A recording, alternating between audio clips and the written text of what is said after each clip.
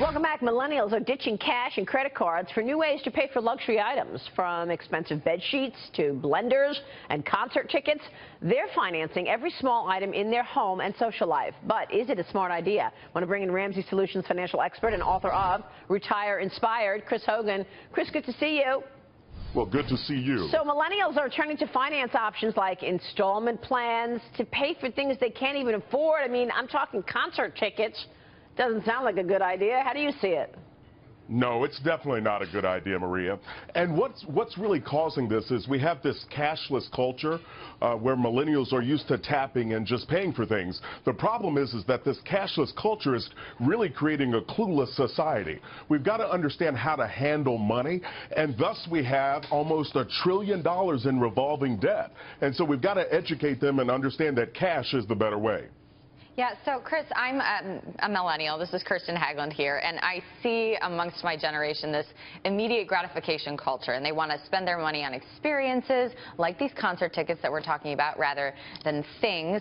My question is, millennials get a lot of blame for this, but I'm wondering who is really responsible here? Is this parents, and is it the parents that raise these millennials? You know, how do we shift? Because it's really a culture thing. How do we shift the culture so that millennials can make better buying decisions for the future? And, of course, things like their children, raising their families, saving for retirement. How do we change this culture?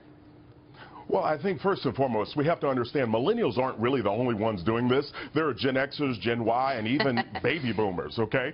But the millennials tend to get the blame. But I would say the opportunity lies in helping educate, helping people understand just basic math, that interest that you pay is a penalty, interest that you earn is a reward. And I think we have an opportunity just to help them understand how it works, what you want to avoid, and then what you do want to do. Chris, this is Amy Holmes here. I don't have an iPhone. I have a BlackBerry, and I get a lot of flack for that. But my BlackBerry only costs $99. When I went into the shop, I saw that an iPhone was $1,000, and I'm like, how are millennials affording this? And you're telling me they're paying in an installment plans for these very expensive gadgets. My question to you is this going to come home to roost? And if so, when? Well, I can tell you this. Congratulations to you for bulking the culture, right? What we need is something I need the that buttons, works. actually. I have huge That's hands, right, okay. Absolutely. But I think one of the things, the danger in this is that young people as well as older people are developing an appetite for debt, and that appetite for debt is only going to lead them to more pain and misery later on in life. For example, when you're unable to chase after your dreams or do the things you want to do because you've got this mound of credit card debt or installment loans sitting there preventing you from doing it. So hopefully people will wake up sooner than later and really start to take back control. But at the same time, we talk a lot about how millennials were affected by the financial crisis, how they walked into it with a lot of debt, and they really became focused on paying it down and getting their finances in shape. I was just talking to Kirsten, comparing millennials to my grandmother who lived through the Great Depression and saved tinfoil for the rest of her life. Isn't it possible that this generation is seeing finances in the world in a different way than previous generations because they had to live through all this hardship of the financial crisis? Well, I think you definitely have the people that are aware and you have people that are unaware, regardless of what group they're in, millennial, Gen X, Gen Y. And I think it does start with people having conversations, having awareness of where their parents or maybe their grandparents came from.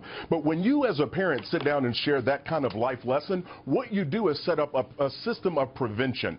You help your kid or your grandkid prevent from going down an avenue that only brings financial pain later. Yeah. Well, it's been a good year in terms of 401ks, that's for sure. This market is doing well. Do you think that people should be trying to put more money in their 401k when they have the opportunity, when they see a market like this? Yeah, Maria, what I've been going around trying to help people understand is that your 401k and your 403b, the goal of having that money set aside is to eventually replace your paycheck. And when people start to think about that this is just not somewhere I'm sending money, I want to get enough money in there that I can pay myself from it later in life. Yeah, but that same Bankrate.com survey showed that 30% of younger millennial employees have increased their retirement savings over the past year. So these are like 18 to 26-year-olds, and they've saved more than any other age group. That's pretty remarkable. That is fantastic. And with compound interest in time, these young people could truly be experiencing good financial growth later. Now, the real question, Maria, is are they doing enough? You know, they could increase 1% and it could buff up that survey. But are they truly aiming toward 15% of their income? Are they on track to really get to this level of financial independence? So that's what they should be doing, just trying to maximize as much as they could. Yes, ma'am, absolutely. Yeah. Go up to the employee match and then go use a Roth IRA. But the goal is get to 15% of your household income, and I promise it'll put you on track. All right, Chris, thanks so much. Always great to talk with you. Chris Hogan joining us there.